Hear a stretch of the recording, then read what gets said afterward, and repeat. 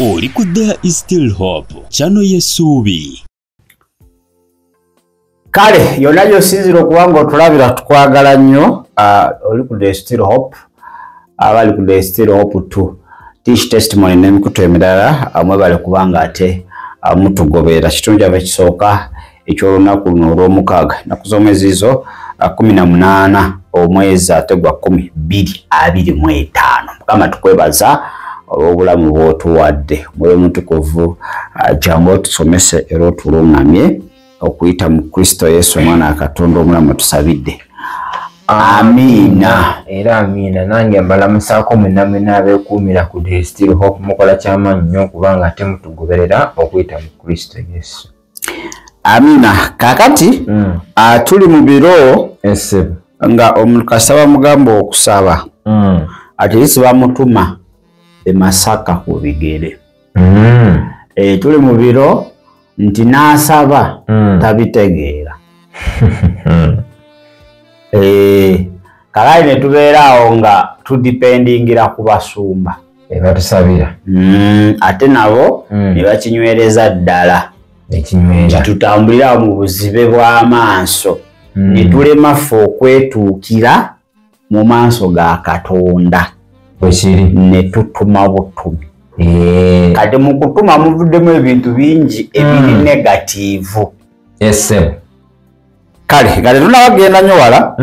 tusooka tukuwe reverand oyo yabulako kimu kwatula ekyo kituufu naye nga ekigambo akinnyonnyodde bulungi n'akinyikiza era tosaaba mubalira mubeeri ekigambo ndowooza omwoyo yamuluŋŋamiza omanyi yakozesa buli omu talina gwataliza yayagadde abantu bategeere bwekiri nti bino ebiro bye tulimu byakudipendinga ku mwoyo mutukuvu si ku ssaala z'abantu si ku muntu bwekiri okitegedde tetugaite abantu tubeekutuleko nedda people are there sometimes to guide us tuluŋŋamya oba kuyimirira naffe bwekiri naye waliwo enjawulo eyinza okuyimirira naawe naawe okunsabira awo tube tutandika nga tukomyewo dakika zijja kubeera nga 3 mu linnya erya Yesu. Era nabo abalowooza omusumba nsabira nsiibira era nze kasana tuseke wa musumba mbababba bwereere bababbira bwereere essaala entuufu Katonda agirinda ng'eva ku maviiviigo namukamwaku Mukama yeebazibwa abooluganda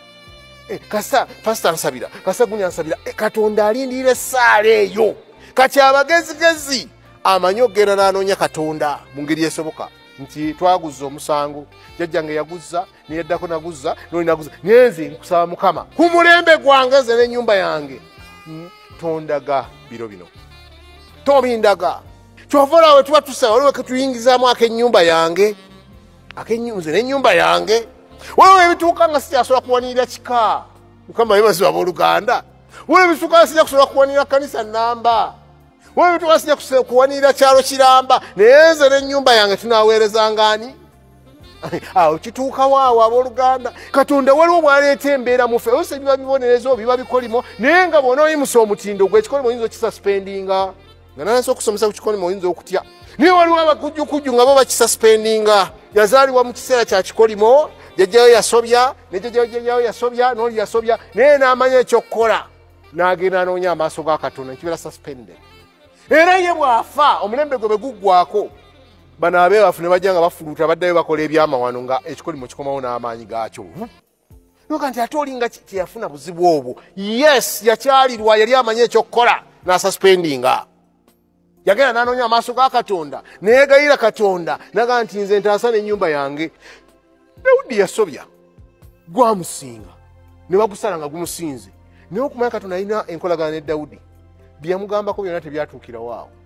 ne ku mwana wa Sulumani tebyatuuka naye nejjawo eggwanga eryana ezengerezengere erizukulu lya Dawudi lyajjaawo nga terimanyi kusaba terimanyi kunoonya Katonda byonna ne byetuuma ne bituukira ku ki ku ye kati kiri gy'oli abooluganda kati ekisibo kino okiraba abagezigezi bajja basoobasooba nti waliwo okusaba ewatuba nga banoonya omusumba twegatte emikono tusabe twesabire n'amayumba gaffe n'ebintu byaffe ng'oli afuluuta ng'oli alowooza nina ebyokukola bingi mu abatalina byakukola musabe naffe nno tulina ebyokukola abooluganda tujjeeko agajenjegule tulina ebyokukola tulina ebyokukola era ojja kiraba enjawulo jjajjira nti twalina ebyokukola naye twawaayo saddaaka kaakati golooza oyinza okwenkana ffe abazze birindidde mukama ennaku 40 omuwulidde oyo Reverend kakati abantu bakonfusinga naddala bagenda nnyo ku kyawandiikibwa ekiri mu Yakobo nti ani mulwadde mumwe genda eri abakadde bwekiri bamusabire kituufu ekyo naye odiginga dipo kyekyawandiikibwa baali boogera nnyo ku spiritual disease endwadde ez'omwoyo than physical disease it was majorly spiritual bakusabire odema ofune deliverance then you continue sinti buli saawa akugenda gye bali nti kati bakuyambako okuddamu ku boostinga kunsindika oyake oyongereyo balina okwongera paka gyolina otuuka no kati nsabiraako neyimirira nange byanjawulo yes etya nsabira kitegeeza buli kimu okitisenze omugugu guba gugwenoddala newebaka ati wanti byetulimu pasita ali kunsabira benoddala n'ofuluuta n'okola byonna byoyagala that is very dangerous ayite obwanga n'okusaba tabisabanga nako okakasa gwe n'okubwa n'olapasa ate ng'akiri bubikkiriza atuli mu kusaba naye nga talina kubanga he has a lot alina biyitirivu naye nga ye ebibyo ebyinza okuba nga mugugu guli awo famire y'omugugu guli awo obwezi omugugu guli awo olowooze mbu ayinza oleka biri byonna adde kuggwa ate si gwe wekka agendayo gy'ali inabamu tubawane sente they are very anti kati pastor munomuwazi ojagira andi gwe akufeeko mangu omuteekamu ekyabiri muzi sebe ne mukanisa mwere enyoka kandowooza pastor omuwaayo asatu mbwa pastor ako kakusibulukukirangako ayinza okusibira omwaka ne guggwako ng'asiba ziddulayo agalayitingire mu kusaba gwe eri ewuwe noddamu kulya ndowooza mu bigenda kukola nedda ssebo paati esinga yiyo yange ng'omuntu 70 zo asatu musumba yayambako bwe kiri that is what we call deliverance eri complete kati tulemereddwa okwawula nti musumba yimirira nange ne musumba nsabira kati tuli mu nsabira it will not work ebigenda kukola kakule embeera gy'oyitamu n'ojja gye nonyinyola sisobola gifiringa the same way you are feeling it ntasobola kuwulira buluminzi bwe mba mpulira sometimes nza n'olowooza olimba oba oyongeddemu ojjala nga mu guntu gunkuba ekiro kyonna nze sigunkubangako nyinza obutabitegeera kyo kituufu kati gwe engeri gy'onnyonnyolamu katonda embeera gy'oyitamu nange gyesa omunnyonnyolamu there is a big difference ate nze gyemmanyi kituufu nsobola okukunnyonnyola naye ebiseera ebisinga mbirekaawo era n'ebirala olekamu kwala ebintu ebimu ebanyamusajja mubulye buli kimu anansekera n'okunsekerera so olondalondako buno butakuswaza ennyo kembadde ntegeeza nti niyinza okuva eno nenkubuuliraawo oluganda nange kino bwe mba naakamala okubuulira bweti ate omala najja nakwongerako ono nga tomwerabidde nagambe mukusooka kwasa bangi abagenda gye bali sinotonuleyo ono ngaomwerabidde bangi era eyo sala gyakuwaddeko awo kiba kimala yinza okuba nga yesembyeyo tajja kukujjukira pasita nti byamaguzi bange byabikuta bya bukadde 100 ali kunoonya lenti wa church wa 30 gweoyomba ajja kuwa sala esinga ku yiye that's very impossible kikituufu kakati bw'osoma Abaebbulaniya essula y'okunoonyera 16 etugamba let us then with confidence draw near to the throne of grace so that we may receive mercy and find grace to help in time of need. Oluganda etugamba bweti kale tusembererenga n'obuvumu eri entebe y'ekisa tulyoke tuweebwe okusaasirwa era tufune ekisa olw'okubeerwa bwe twetaaga Uganda yogedde bisi. In time of need. Mukasera kokwetaagaako. Oyinza okubanga koolimu. Bwe kiri. Kali Bible tegamba mugenda wa Musumba. Asembere ku lulwo. Igwe let us all. Yesu we yakomererwa. Akabonera ke ejjo okuyirikamu wakati. Nti ffenna tulina access. Bwe kiri. Untebe bakuna mulondo y'ekisa. Wana Waebrania kyagambye nti leka ffenna buli omu okusinziira ku kwetaaga kwe tugende tufune ekisa oba tugende ku ntebe y'ekisa with the confidence obuvumu tebuli mu basumba bokka nembeera leka musumba yagisobola kimanyi nti nga nsigange ninga pastor oyo ku mafuta agalina kino ekizibu kigenda oyo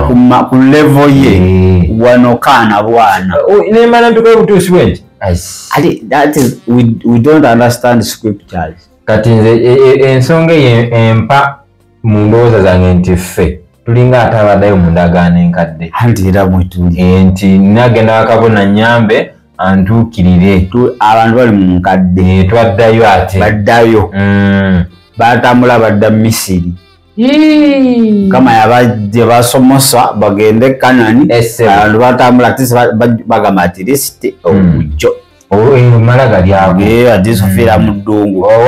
but Katonda yatasabatira mu ddungu njala tekisoboka eri yali ndowooza yaabwe yabassa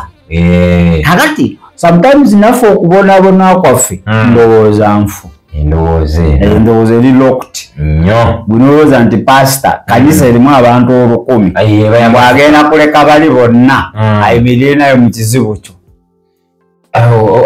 ate abamubaga nti okimanyi nti nno musumba gundi ye wabanga ansabidde deliverance ngifuna mangu anti obwo bwe bulimba naye ate pastor gundi kale asaba naye ate katolaba osoma Bible eno yonna ndagaano enkadde buli yawonyezebwa Yesu yakolako statement ya faith okukkiriza kukoza eki kakati wogenda omuntu nga tolina kukkiriza ne wanaasaba saala ekankanya ettaka oyinza obutawona kyo kituufu kati omaze omukubamu ebituli ng'okukkiriza kwokukulaza egundi ate ng'oluusi Katonda ayinza okuba ateeseteese oyo gw'oli kunyooma kituufu nnyo ayina ogenda eri nebigaanira ddala so omulembe guno gwo okusaba bakuvaako naye ekyekyamazima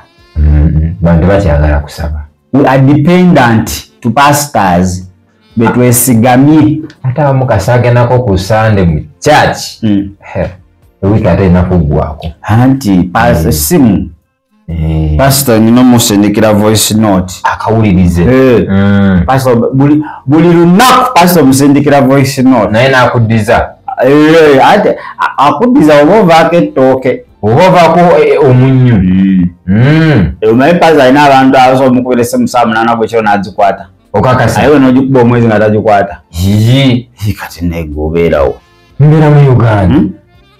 bannange muganda wange omulenzi yafudde ekinumye afudde talokose sorry mukama akugumye yonna gy'oli okitegedde osobola ogikuba n'atagikwata ate kati ogera kumusumbwa busumbwi ate abalala oluusi bakikola mubitiriza akamanyiro buli saawa pasita buli saawa omukubira buli keweekanzemu buli kalooto buli kamu naye nagamba nga buli wanaakuwa amatu buli saawa ali kukonya kati akuiginowalinga odipendinge ku Katonda obenga maaso go gatadde buli wanaaku buli saawa omwagaliraga wali ojja mutwalanga Katonda bwe kiri ojja kwerabira n'okugamba Katonda nga bw'ogamba pasita kati bw'aba akwagaliza nga pasita mulungi akola ekyo ignores you sinti takwagala wabula ayagala amaaso go gakyuse ogajje ku ye ogateeke ku Katonda bwe kiri. So guno mulembe tegwagala kusaba gwagala bagusabire biva ebintu tebikola tuvala ebyamagero tufekinga bifekinge bwe kiri ebibozi lya Katonda tufekinga fekinge tulitetenkanya tetusaba tetumanyi wayogera amaanyi gava mu kusaba ekkanisa eyasooka ezo kaaki yali y'amaanyi baali basaba nnyo kyo we kiri ndowooza obeera mu kifo kimu ennaku 4 nga bali awo nga tewali kibatataganyiza ng'ate tewali agambye wali naleseyo abaana ewaka naye ng'ate mulimu abalina abaana ffe leero ennaku 2 oba ngambye nnyingi saawa 3 n'ofuluma ebula nti mbadde njala kumanya kiri kiki ewaka n'ofuluma n'okuba ate tokuba eyo ate nze nogamba oli kugenda abaana kumbe birala kati abaana kiba kyekwaso kabanga ekitagende kati wetuba tetusaba tugera kwerabira Katonda ayogera atya kyo bwe kiri kati sana wagenda kwogera era wagenda kulimba paka last kale mubutuufu omuntu n'akutetenkanya naye n'okkiriza ate katomanyi Katonda ayogera atya okitegedde buli ddoboozi erigenda okujja kasi alyogera Yesu mukama wange nkole ntya Yesu nti genda mu kyalo olimu ebijja ng'ate ogenda ati Yesu yagambye bali baganda abo gendayo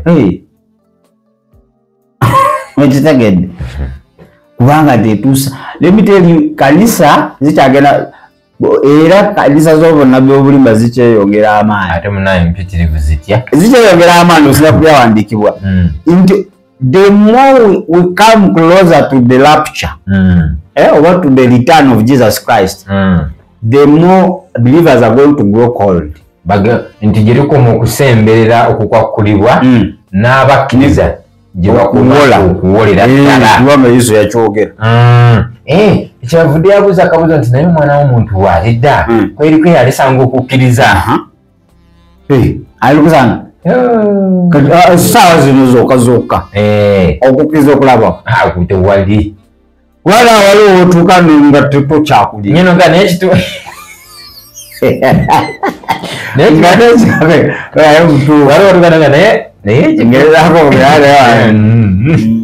byakuwadawaddako naye nti so sikkiriza tewali rizaati sisuubira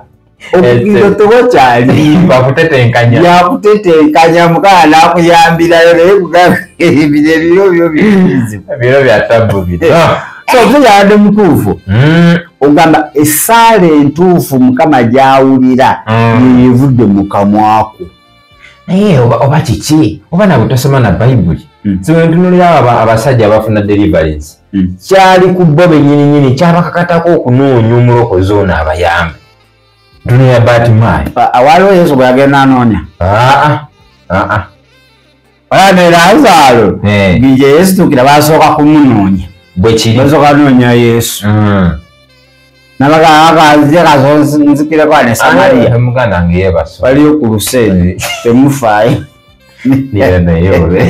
niwobeera gwe ate era apima kukkiriza kwabwe nze bulamu okitegedde solongazi nkugambe ngenda kujja oba nzize ddi oba nzize yenna amagumba agaweddewo nze ki kale olaba singa waze ate ogenda lwawo singa waze mangu namuteeka kati lunaku 4 omusajja avunze tugenda okukkiriza tebaalina twali kukkiriza kwali kwa kuloba kwali kwa sola tugira bugizi bwe tuti kwali kwa sola etsebo tulina ennaku zino okwagamu kati ni weeku mbire nebikwata mbeera kasite ekwata waggulu teri tusanyala ng'ozikira ebintu bino kabuulire era mukama abagwa akyakuwaddeko kyova yagamba neonobeera n'okwenkana akasigo kakalidaali ojja kumuvinyiza kuba yakimanya tetugenda kuba naku naye kakati nikosigaza ensigo eyo zimbira okwo ejagejja zitandikira okwo kyakituufu naye naakatono tewali bane batukumula ekizibu kye tulina nti entebe y'ekisa gye batugamba gye tuba tusemberera twagikuba omugongo tugiri mabega tutambula tugenda opposite kati okusasya tugenda kujjawo ali kyekugambe nti mu kifo ky'okusemberera entebe batuyambako tutuukirirayo tutuma butumi twafuna baddiira ba property master nego bangamba ngedda nti mu bulokole mulimu ba property master nga simanyi bakalungiriza naye kati mbalaba bayitirivu mwebali kakati jjukira omutango okutuuka ku ntebe weguli omutango weguli era bino si bya magic bino si state house bw'oyakwata eyakaki oteekemu ebisode bakuyiseewo bakutetenkanyawo supidi guno omutango teri agenda kukusitulirako gwe kennyini kakati abantu batya okusitula omutango to pay the price ekyo kye kikyasinza okuleeta obuzibu kati bukutya yesitani yateekawo the option B ekola yensi system yensi yagiyingiza mu kyaki ekizibu ekyo kyetagana kwana nti okusiiba kiveewo bwekwata ensigo siga si kyakusiga kyagwe kwewaayo ennaku aga naye nze nagamba waliwo option nga teweekaluubiriza ebyobulokole yesu yasasula buli baire njagala kuwulira kino ekisa kino kyolaba kimala yesu yasasula omutango oguwaayo kakati tusi byakwemenya buno obulokole yesu yabutwatweyagaliremu olina okweyagala ngaomulokoli kakati gwe kyoba okola gwewaayo ensigo teekayo ensigo ensigo yeeyo ejja kwogerera mu maaso ga katonda ensigo eyogera mukama akukoleko mangu ate kankubuulire gyokoma okuwayo ensigo enene katonda olwomusika oba badde manyi nti express passport ziri ku nsi waliyo kati express prayers saala kagwirawo nga bagiyita kagwirawo yati kati ekintu ekiba kiyinza otwala emyezi egikikolako aye osigayo ogwe ekintu ekirimu amakulu kinene bayinza okukolako mu wiiki oyinza okyusaamu nti oba national ID wiiki bbiri ogifunye wiiki bbiri oba ogagifuna singa otambula emyezi 6 ng'onoonya kantu kamwako kiriwo ekikola ate njagala ka wiiki bbiri kuba nayo embeera ogiraba kyetagisa ki muze oluddewo kyetagisa ki paasa kyetagisa nsigo olowooza nsigo aizaaka olaba okusinzira ku mbeera eno gyempisemu pasita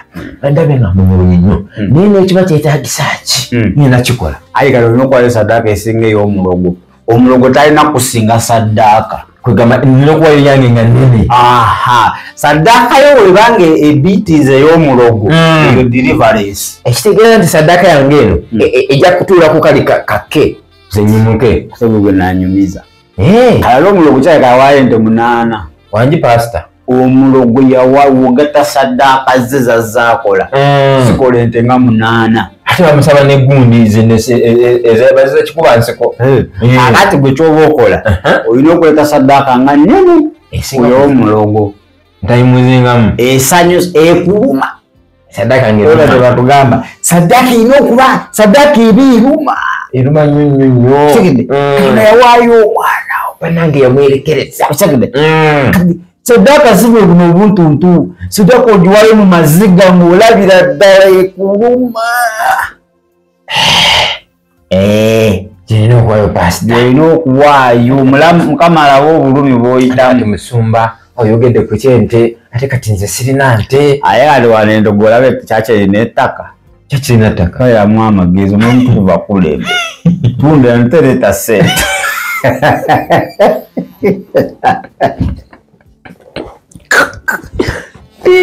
kale kkiriza kristo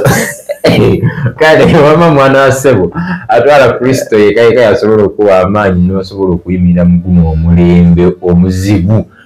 gamba yesu nkwebaza kubanga nkyali mulamu era nkwebaza nti okyampadde amatu agawulira ekigambo kyo kiramu nenenyeza wembadde nalagajjala sikyasaba wabula nga ndipendingira kusala naye olwaleero nakamwa kange kindokose era ompa amaanyi agasobola okuyimirira kukkiriza hamwe ne mu kusaba gwe Kristo kubanga byonna bituukirizibwa mu ggwe kuyita mu Kristo Yesu. Amina ddala kale tetugenda kuwaga tusukkakaawo olunaku olwaleero weesiga omwoyo omutukuvu tetukugobye ku basumba no naye amaanyi gonna gateeke mwoyo omutukuvu kitegedde gwe mwennyini weetuukire ddamu basomere ekyawandiikibwa ekyo akisome bulungi Bulaniya essuula ey'okuna kale tusemberenga n'obuvumu eri entebe ey'ekisa tulyoke tuweebwe okusaasirwa era tufune ekisa olw'okubeerwa bwe twetaaga okubeera kuweetaaga kuli ku ntebe ey'ekisa nga wino gisemberera bwe kiri kakatubuza Mukama nkole ntya okusemberera entebe ey'ekisa ekyo kituufu kiki kyenteekeddwa okukola kyekyangobya we nali ngisemberedde kuba kati ndi kilometers mitwalo na mitwalo what happened bwendu gwajja kukulungamya oyogere Katonda wo direct ove mu property mansi bali okuguza ekyapa ekifu kimanyi kwa property mansi newafubanyirizaawo akuguza ekizimbe ky'abantu n'okigula ekyo kyokuguza kiwedde oba oyingiza ebintu magye ate kiki nti ate mwe mbeewunyiza wano nagula emisana toko ekyapa kiikyo nti katukikebere mu land board nti nga bagamba Nasarodi kya Nasa ogamba Katonda wange gega amaziga nawe bwogenda obeeramu kasi ogera mu property master basaala ojja kishuwulira kale katwetolemuko katono tukomewo n'obunnabbi bwe bawadde omukulu w'eggwanga His Excellency President Yoweri Kaguta Museveni obulesi ba NRM abatakula emitwe nagayi Katonda ayagala kuva mu Yerusalemu Katonda abadde yakiikemu katukomewo.